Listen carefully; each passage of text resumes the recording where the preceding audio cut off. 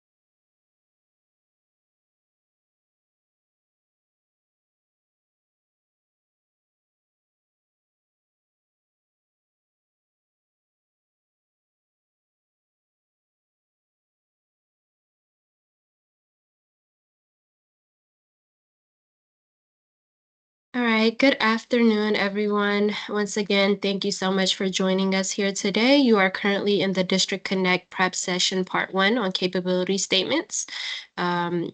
My name is Aziza Mazamil. I'm a business development specialist with the Business Opportunities Division here at the Department of Small and Local Business Development. Just a few notes before we start off. Please note that this training is being recorded, and the recording, along with the supporting materials, such as the capability statement template, will be sent out later next week. So please be expecting that. In addition, please put all your questions in the chat, and we will be answering them at the end during the Q&A portion of the training. Before we start off, I'm going to hand it over to Keith Howard, the Business Opportunities Division Manager, for some words.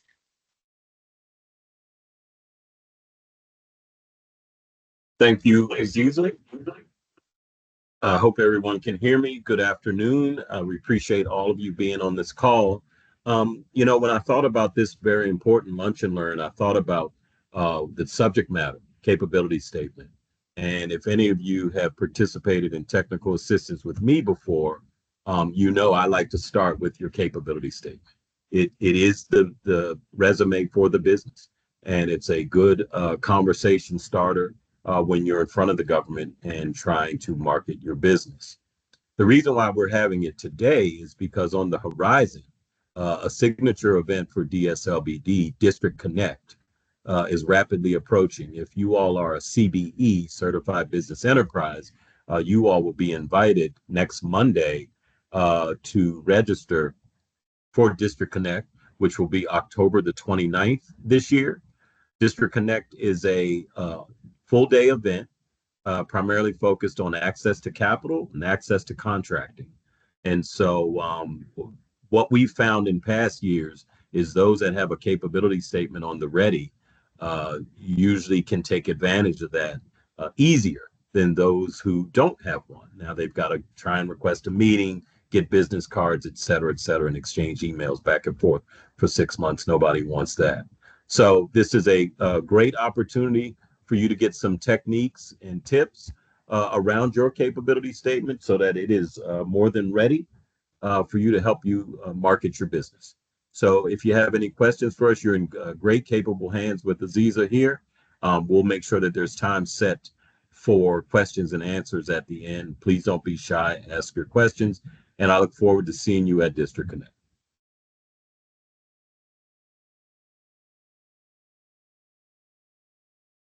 Thank you, Keith, for giving us an overview of what District Connect will be. And in case I'm not sure if you mentioned it, District Connect will be October 29th this year. That will be a Tuesday. And as Keith said, if you are a CBE, which most of you will be getting the invitation for the registration on Monday. So moving on, as far as capability statements, first we want to define what a capability statement is, which is a promotional or marketing statement about your business and its capabilities and skills that advertises who you are and what you do. Essentially, again, a resume for your business. There are a few reasons that you want to make sure that you have a capability statement on hand. Whether it's in person or as an attachment that you can easily send out, which is one, it is a door opener to new agencies. A lot of agencies are expecting a capability statement to have an overview of what your business does as they're discussing opportunities with you. And again, next is required by many government registration processes, both locally with DC government as well as federally. Additionally, your capability statement also serves as proof of qualifications and proof of past performance for your business. You may not be able to offhand detail all the business or all the contracts that you have done in the past. So this is a good way just to make sure that you are able to show somebody all the work you've done. And it also sets your company apart from competitors. To those who don't have a capability statement, it signals that, you know, your business is properly handled and that you have everything in order by having your capability statement on hand. Additionally, you also want to make sure that when you have your capability statement that you tailor it to the audience that you are seeking to attract. Today's training will mainly focus on attracting a government audience. So just please keep in mind that all these tips and tricks are tailored towards a government audience as far as who your customer base will be. So moving on is, sorry, excuse me, just give me one second.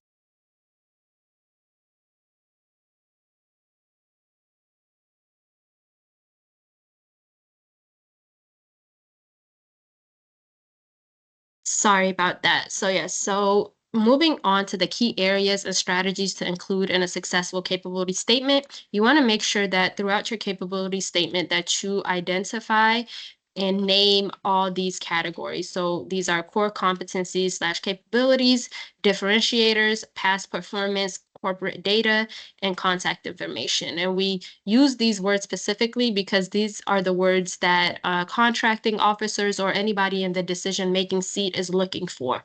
These exact words makes it easier for them to navigate your capability statement to find exactly what they're looking for. So we urge you that you use these words on your capability statement.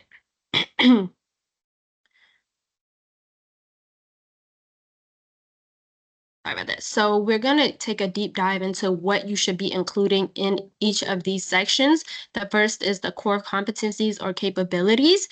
In this section, you want to make sure that this is a short introduction statement about your company and its core competencies. And you want to make sure that this is listed in bullet point format. You really want to avoid on your capability statement anything that is similar to a paragraph. You want them to be able to just find the information easily, and that's not so when you frame things in paragraph format, is really difficult to navigate through it. Again, you also want to make sure that this is not everything about your business. These are just key core competencies about your business to let that customer or that government decision maker know what your business is all about. And more specifically, if you want to even go a further step, you want to be altering your capability statement to what type of contract or agency you're looking to work with. So depending on what the agency is looking for, you want to tailor your core competencies to that. Granted, if you have many competencies, you want to select the ones that align with the contract that you're going after. Next is your differentiators, including facilities and equipment. In terms of differentiators, you want to make sure that you clearly communicate why choosing you would be in the best interest of the agency or in the would benefit them. You want to be answering the following questions in this section, which is how is your company best suited for the needs of this agency? Okay, I'm sorry.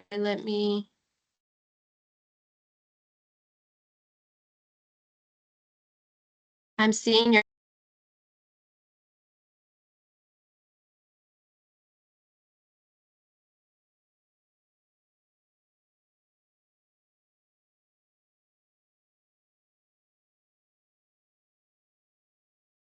I'm sorry. Sorry about that. Okay. Um, can anybody put in the comments what the last topic that you guys were able to hear me discuss as far as one of these core competencies? Was it from core competency differentiators? In the comments, please. Or I could just start over if that's better for everybody. Okay. And can everybody see my screen as well if you can comment on my the comments? Gotcha. Sorry about that, everyone. Okay, so I'll just start over from the differentiators. So again, differentiators are what clearly sets your company apart from other businesses that you're competing against. So when thinking of your differentiators, you want to be answering the following questions, which is how is your company best suited for the needs of this agency or department? What is it about your services that make you stand out from the rest? What is it about your people that give you an advantage over your competitors? Why are your products a better solution than the others that are out there available? And you also want to highlight based on the type of industry or business that you're in, if you have any facilities or equipment. So if you have a building, you want to mention that as far as space. And if you're, for example, in construction and you have like a bulldozer or something like that, you also want to mention that these are key differentiators that you do not want to miss out on, that will set you apart from other companies or businesses. Next is past performance. So you should list any past performance that is related to the type of work this agency and firm is looking for.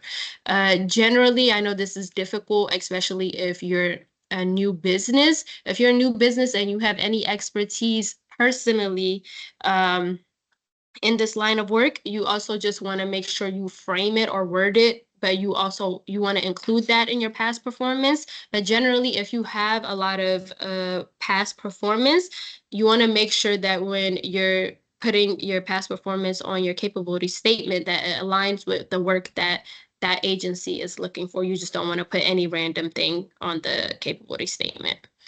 Next is also you want to make sure that you, because this training is for government agencies, you also want to highlight your government work first. Then you want to move down to any commercial or private work that you've done after. But obviously you want to switch that around depending on who your target audience is. Next is your corporate data, including your industry codes, in this case, which is NIGP codes for district government. In the case of federal government, that will be your NAICS codes. So you want to make sure that you keep this section brief, as a lot of your company data should already be listed on your website, or in the case of like NIGP codes, for all CBEs, all your codes are listed already in the CBE portal. Excuse me. So you want to list about, depending on the amount of space that you have on your capability statement, about 10 NIGP codes that directly align with the type of contract opportunities that you're seeking, or contract opportunities that that agency has already said that they're offering and are looking for bids or proposals for. Next is your contact information. And this is, a very obvious one, but sometimes it's missed because people aren't detailed enough. So you want to make sure that you, put obviously the company name, address, so they have an idea of where the company is located, but you also want to put a working phone number. So sometimes I know businesses have Google phone numbers. You want to make sure that whatever phone number that you put on your contact information, that somebody will be answering that at frequently. If they're not able to answer, when the call is made, they're able to respond within 24-hour window or something like that. Also, as far as emails are concerned, you also want to make sure that that email is somebody's responsive on that. And ideally, as far as contact information is concerned, you want to make sure that that person that's listed under contact information is a decision maker, so that if somebody does write or call and they're seeking to do something quickly, they can make decisions on behalf of the business. Next is, we're just going to go over some tips and tricks.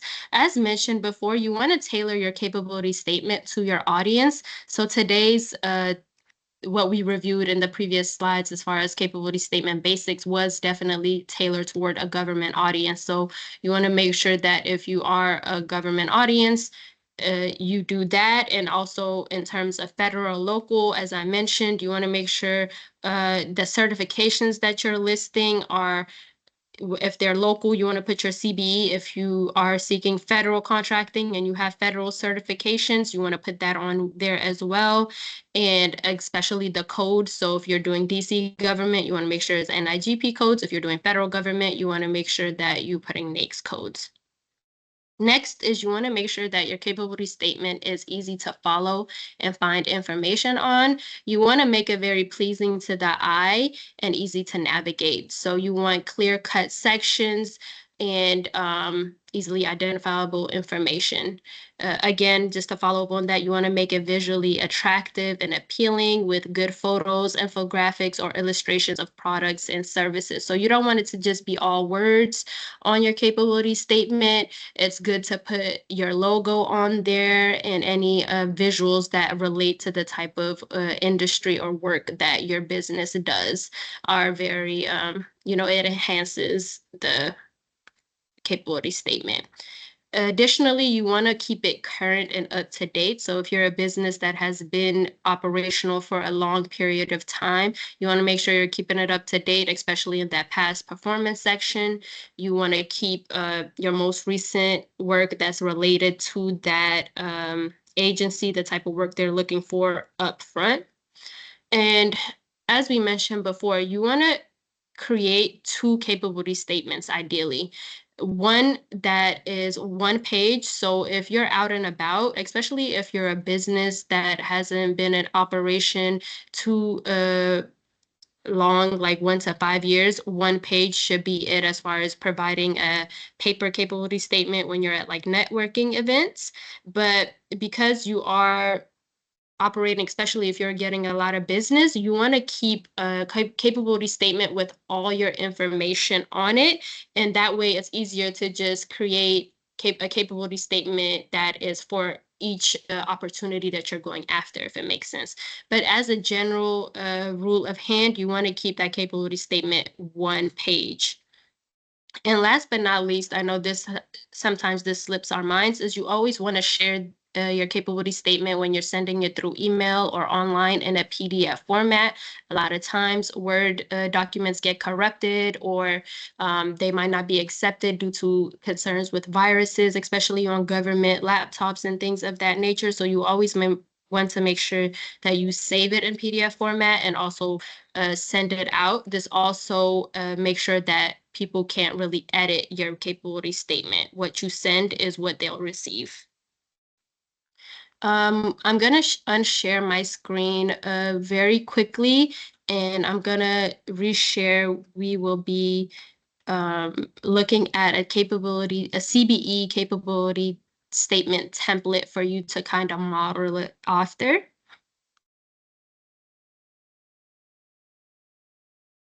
Hey, Aziza, let me jump in right here and answer Camille's question, if it wasn't answered already. Um, do you recommend sharing past performance details about the work, or just sharing things like client names? How far in detail should you go? It's a good question. So it's personal preference. I think it depends on, I would use it as a conversation starter, right? So if you've got some really strong logos that people know, let's say you've done business with the government before, you could just put that logo and keep going from there.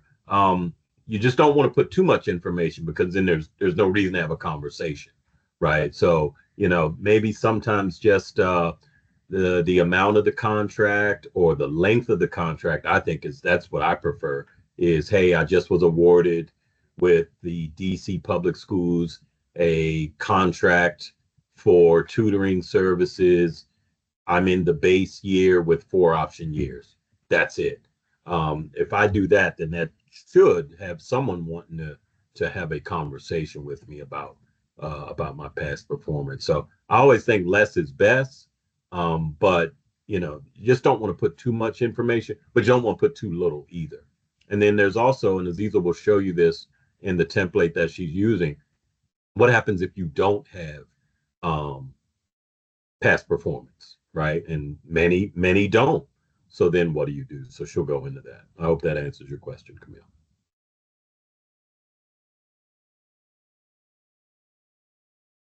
Thank you so much, Keith. And as Keith mentioned, in this template capability statement, you'll be able to see how you can model it. I know that one of the questions, Eric, I believe you had, is if you're a new business and you don't have any proof of past performance, how you can kind of still have past performance. So just the overview of this document, a lot of the information that I shared throughout this training can also be found here for your reference. But right now, we're really going to go over is the actual capability statement document and what it should look like. So again, this sample or template is 1 page.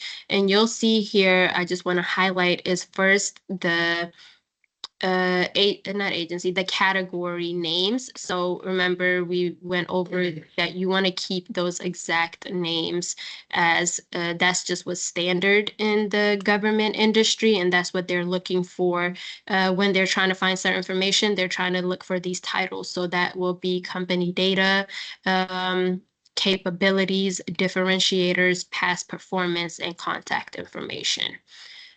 Additionally, you also always want to highlight or label that this is a capability statement, so this should be front and center. Next is you see that they have a logo right here of their business name, and their logo. And it gives you an idea of what they do, which is excellence in logistics. And then they have their location. So they have their address. And if you are a CBE, you want to make sure that this is a DC address and also a DC area phone number and fax number. And you also want to put your website on here. Your website is really going to help in terms that because this is only 1 page, they won't get the full breadth of what your business can do. This should be just enticing them. And if they have more information that they want or are seeking, they'll either call you or they'll go to your website to do more research. So under company data, again, is like a brief idea of what the business is. So you have here that 3PL Vets is a CBE certified third-party logistics provider, and then they have some numbers about, how much work they do and their capacity as far as employees. They have here also that they are CBE certified. So you want to make sure that whatever certifications you have, you mention them here. So they have their CBE number listed here. As a CBE, you can also always request from the certifications team the logo. You can email them, I believe it's cbe.info@dc.gov and request that logo so that you could put it on your capability statement. Under that is you have the NIGP codes, as this is a CBE template, and they have a handful or so. You don't want to put all your NIGP codes on here. And they also mention what that code is so that the reader has an idea of the type of work that they're doing. Again, under capabilities, they detail, what they're experts in, supply chain management, order management, logistics, optimization, visibility. I won't read through everything, but then we're going to move down to the differentiators. I don't believe that I mentioned this in the initial PowerPoint, but you want to make sure in your differentiators that you're using quantifiers as much as possible. So that's numbers to set you apart from your competitors. So you'll see here, utilizing our services has resulted in an average savings of 22% per customer. You also have, 3-year average of 99.78% on-time delivery rate. You can a lot of time get these type of quantifiers sometimes just by doing a survey of your customers. You just have some type of feedback that you could quantify, if that makes sense. And then here by past performance, I believe some of your questions can be answered here. This looks good, but if you actually look deeply into it, technically they don't have past performance, but they have, I guess, what you could call is approval to be a supplier. So right here is the U.S. Department of Defense Surface Deployment and Distribution approved supplier. So if you're familiar with the CBE program, this would be equivalent to the supply schedule. So if you have any approvals for that, you want to put that on here. And if you haven't, I highly recommend that you, as a CBE, try to get on this supply schedule. If you have any questions about that, I will be happy to drop my technical assistance link and also the Office of Contracting Procurement page where you could go to their workshops to see what that is about and how it could benefit you as a CBE. Again, right here, you'll see that they have a certification through their logo. Additionally, as past performance, especially if you have a lot of past performance and you don't want to take up too much space, what you can do here as well is use the logos of those companies or agencies that you've done past performance with, and which can also sometimes make it a little bit visually different or appealing. Last but not least is the contact information. You see here that they identified a person and not just, department and just a phone number, email. So this is a specific person, and ideally they will be reaching David Williams, who can be a decision maker in any type of work that they are doing. I see Keith is raising his hand, so I'll just mute myself. Go ahead, Keith. So I just want to reiterate on the past performance again. I think everyone on this call would agree that this capability statement is professionally done. It's excellent, right? This is somebody, if I'm a buyer, I'm interested in talking to this person just off of the optics. But when you get down and you actually read the past performance, there isn't any. It says that they're an approved supplier. It says that they're a preferred vendor. It says that they're on a schedule. There's really not any meat on that bone. So for those of you that you don't have that past performance, just think about it for a minute. Think about, well, what are you approved to do, right? Specifically in the district, because if you put, well, I'm approved through MDOT, well, I would go, well, I would want to talk to you about contracting opportunities. I would want to talk to you about how did you become a CBE, right? Because it just wouldn't make sense. So I just want to share with you all just a couple of subtle words like approved supplier, preferred vendor, and supply schedule, which, oh, by the way, the supply schedule is for CBEs only. So if you all aren't on the supply schedule uh, and you're a CBE, then I would recommend you look into that. If we can drop the supply schedule link in the chat just so they can read it, that'd be great. So I just wanted to reiterate and hammer that home because past performance is important, right? So I would rather you do what this firm did, right? Even look at what they said. They said rated outstanding by our customers. I mean, that gets my attention. That is much better than leaving that space blank or filling it with things that's nothingness. So just be mindful that just a few keywords here and there makes it appear as though you do have some experience. So just want to encourage you to do that. Thank you, Keith. And that will be also, I'm just gonna stop sharing this. And again, once we have the YouTube video version of this recording, I will be sharing this recording along with this template with everybody on here. So you can expect that sometime next week.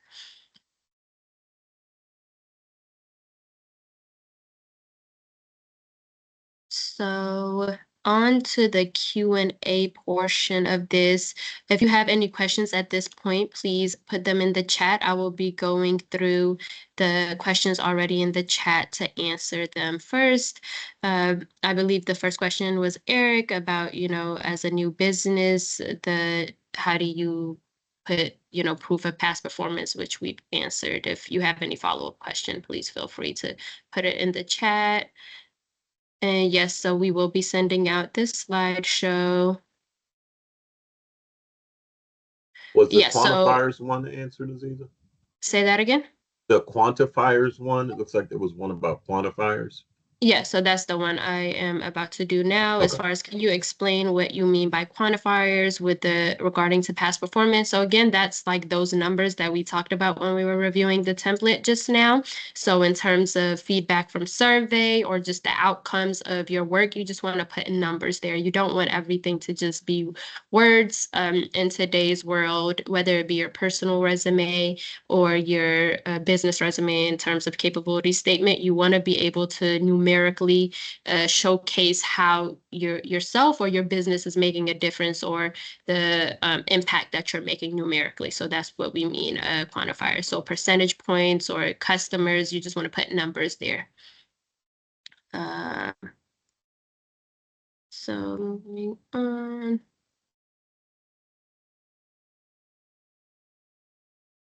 So next question is, do you recommend sharing past performer details about the work or sharing things like client names? How far in detail would you go? I believe, Keith, you answered that question, right? Correct. Correct. Okay. And how long should a capability statement be? 1 page, 2 page? For the most part, we recommend just 1 page. If it has to be, then maybe front and back, but you really want to steer away from like 2 pages. The capability statement is supposed to be attention grabbing, and based on that information, they'll follow up with you. And I believe I put in the chat that the rule of thumb is if the business is a decade old, then you can go with 2 pages, but a decade or less, it's 1 page. So that means you have to keep it refreshed, right? So as things come up in that decade, you want to still keep it current. Yes, these documents will be shared via email next week. Can you put the URL for the CBE logo? Again, you will have to reach out to the CBE certifications team and request that. So we cannot share it. You as the CBE must request that from the certifications team. When using a capability statement during networking events, is it better to share this electronically through a QR code or something similar, or should people carry hard copies to hand out? I would just err on having hard copies. You never know the technological capability of the person that you're speaking to, whether, they may not have a smartphone. So you just want to have that hard copy just in case. But what you can do is, if you have space for it on your capability statement, is maybe have that QR code on there so that you don't have to unnecessarily share a copy. So if you maybe bring 10 copies to anybody that does have a smartphone and knows, prefers electronic versions, you just can have them scan it. So they'll have it. If for those who prefer hard copies, you can also share that with them. Again, does the quality of paper and print matter? Meaning, should we look at this as a marketing expense? That's like a decision for you and your team. Obviously, if you have like, card stock or firmer paper, that does add to the appeal, but I wouldn't worry too much about it if you just have regular paper. But again, as far as the appeal, if you have a better material paper, I can understand using it. And I just want to highlight everybody that James West did drop the link to the DC Supply Schedule webpage for those of you that are interested. Keith, maybe you can answer this question from Francisco. He said, how does the capability statement differ from value proposition? So the capability statement, the government's going to know what that is, right? The government's going to know, whoever the buyer is, they're going to know the capability statement is the firm's resume. But a value proposition could have many a definition. I see value propositions more in proposals than as something to introduce and market the company. So I think that you don't want to, in your introduction, to probably use value proposition as what you're calling the document. If you noticed on the template that Aziza used in the example, it said in big heading, capability statement, right? So make it easy. Don't make the buyer wonder what a value proposition document is. They're just not going to know. So I would stay with capability statement. I hope that answers it. If not, Javier, I think you have my contact info. You can always reach out. Thank you, Keith. And then we have Dwayne. May we email you our capability statement and get your advice on whether it needs improvement? Absolutely. We could do that through a technical assistance session. So I dropped my email in the chat, which is aziza.muzammil@dc.gov. So you can send me your capability statement and I will review it. I will also, in response, send you the link to book with me for a technical assistance session. So if you would like me to provide feedback virtually, like we're on the phone, so it could be more of a conversation, or otherwise, if you just want me to provide written feedback, I'll just respond to your email, but definitely that is something we do. So just send me the email. And then from Gustavo, we have a question for the DC government. The DC supply does not have a NAICS code equivalent in our city. What is it under? Thank you. So yes, DC government does have NAICS code equivalent. Wait, sorry. So I'm not sure the question is, are you talking about a specific code or just as far as what NAICS codes would be in terms of DC government? If your question is about what it's the equivalent of NAICS codes in DC government, that's NIGP codes. If you have any questions about that, please feel free. I'll drop the link for my technical assistance. I could go over what NIGP codes are, as well as how you can find the ones that fit your business and industry. Next, Ty said, should we include any firms award in the capacity statement? If yes, where should we include it, in firm data or differentiators? I would think that you could put differentiators in, your awards and differentiators. Keith, do you want to chime in? I would, well, first of all, let me make sure I'm reading it clearly. Should we include any firm? So make sure it's your firm. I just want to make sure we're very clear on that, not any firm. But I think I know what you mean though. So yeah, so if you have a contract award, I would probably put that under past performance. If you, another place you could put it is you could put it in the capabilities, just as a capability, not necessarily telling someone that you got an award, but you're capable of doing it. Differentiators, I mean, you could use that same contract award to say, hey, on contract A, we were on time 100% of the time. There's your differentiator. But I think the best place to put it is in past performance. Okay, thank you, Keith. And Gustavo, I think your message or reference to I miss custodial, if that's about NIGP codes. At the end of this, I'll drop my link to technical assistance as to how you can find the NIGP codes for custodial. Camille said, would there be any benefit to listing certifications such as DBE, maybe in the company info sections? If you're referring to DBE as in the subcategory to the CBE certifications, you do not need to do that because that's not its own certification. That's just a subcategory to your CBE certification, and they'll be able to find that information when they go onto your CBE portal. But just to highlight. What you may want to do though, Aziz, is you may want to put hi Camille, good to hear from you. You may want to put CBE SBE just so that the buyer can identify you as an SBE, which is the way the money's spent, right? 35% over $250,000 of DC government contracts, a prime must give 35%.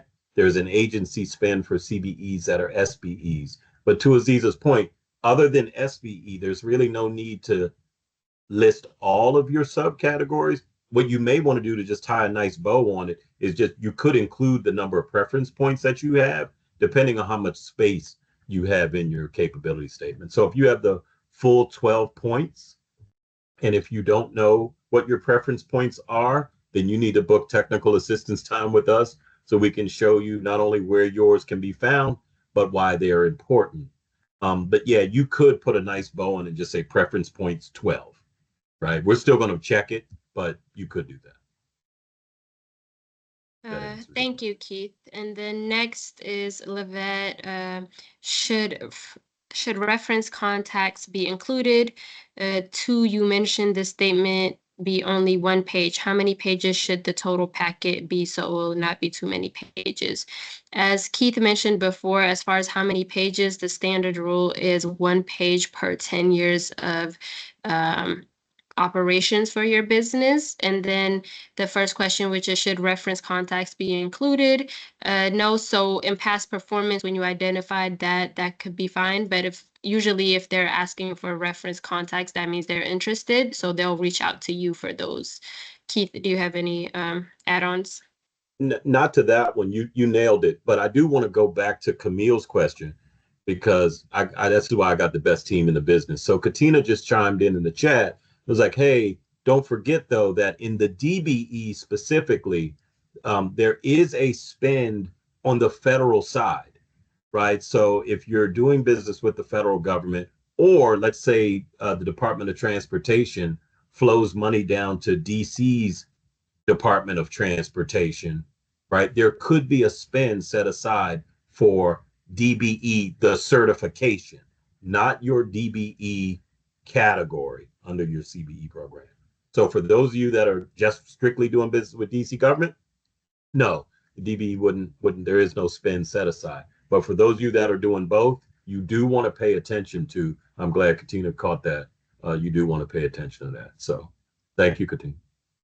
Yes, thanks, Katina and Keith. Hopefully, I think, Keith, you'll be able to chime in on this one as well. Troy said, how should you use the past performance of another firm that you were brought on as a sub? Yeah, that's tough because it should be your business. So you just may want to say that in your content.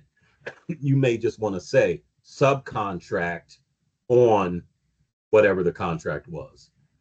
And then, when I send that capability statement out to whomever agency it is, I'll highlight it in my email and say, hey, I'd love to talk to you about the subcontract work that we're doing, da da da da da. There is a way to do it, but there's a lot of, it depends on that one. So again, I'd encourage you to register to get some technical assistance time with us. And Aziz, I know you'll tell them about Small Business Assist at the end, but for something like that, you probably want to meet with us on that one. Okay, thank you, Keith. And yes, we'll do. So at the end of this Q&A section, just please be on the lookout in the chat. I will be dropping the link to my virtual technical assistance sessions and also to Small Businesses, which our team will be at the MLK Library in downtown DC the 4th Wednesday of each month. The next question we have is, should I use the CBE DBE?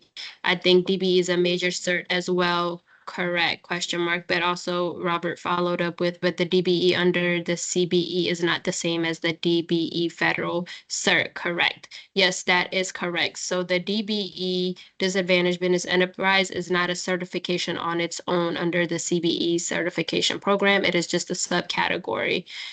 If you do have the DBE certification federally, then and you're seeking federal opportunities, then I would say to list that on your capability statement. Keith, do you want to chime in as well? Yeah, I do. A good question, Robert. So the other reason, so first of all, what Aziza said is she nailed it. The DBE category is just a category. So there's no set aside spending. The DBE certification is federal, period. Okay. Now, the other reason why DBE is important as a category is because if you are local, small, disadvantaged, and resident owned, then you get another category, which is Equity Impact Enterprise, EIE, and that could open you up for some opportunities around grants that may be set aside for EIEs only, maybe networking events that are for EIEs only, or trainings that are for EIEs only. So DBE is an important category to have if you're eligible. Thank you, Keith. And then I believe this is our last question as of now is Eric, will there be federal buyers at the event in October, which you're referring to District Connect? No, so District Connect is a DC government event on opportunities, contract opportunities within DC government. We do not have federal buyers there. Keith? Eric, I would, yep, that's exactly right. Eric, I would refer you over to our Apex Accelerators team, though, if you are interested, and that's for anybody on the call. If you're interested in doing uh, contract procurement work with the federal government, then there is a team that's what they do, and that's our Apex Accelerators team, and they're right here at DSLBD. If you want to reach out to them, their contact info is on our website.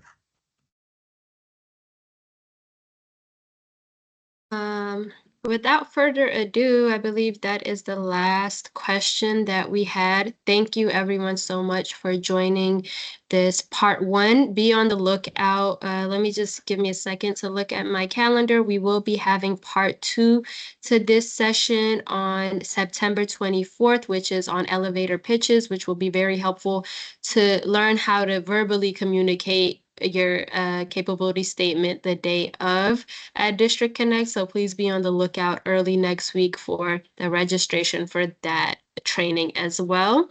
Thank you again, Keith and Katina and James, who have been on here to support in this training. As we finish off, just thanks again, and also just look out in the chat as I'm going to be putting the small businesses link for the MLK Library in-person technical assistance, and then my personal link for virtual technical assistance. Thank you, everyone. And also here are our contact information for business opportunities. That's the General Business Opportunities Division email. And then if you would like to contact me, this is my email.